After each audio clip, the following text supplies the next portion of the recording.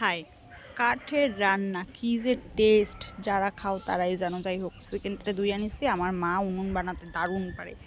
অনেক রকমের উনুন আছে, আজের উনুন, কাঠের উনুন। বাবার শরীরটা খারাপ, তাই জ্যান্ত কই কিনে আনলাম। দেখো, কড়াই মাইজা চক চক করে হেলায়। কাঠের রান্ধে তাও কত সুন্দর চকচক।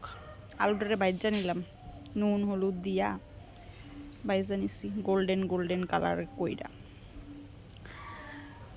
তারপরে এই যে শিলে বাটা মশলা, দারুণ দারুণ টেস্ট হয়।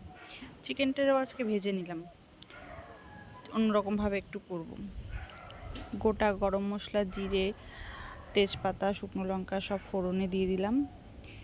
দিয়ে ভাজা চিকেনটা দিয়ে দেবো, পরে মশলাটা কষানো হয়ে যাবে। তারপরে শিল বাটা বাটা মানে শিলে বাটা হয়ে গেলে তারপরে যে ধোয়া জলটা, শিল ধোয়া জলটা, মানে ওটা দিলে মনে হয় আরও দ্বিগুণ টেস্ট বেড়ে যায়।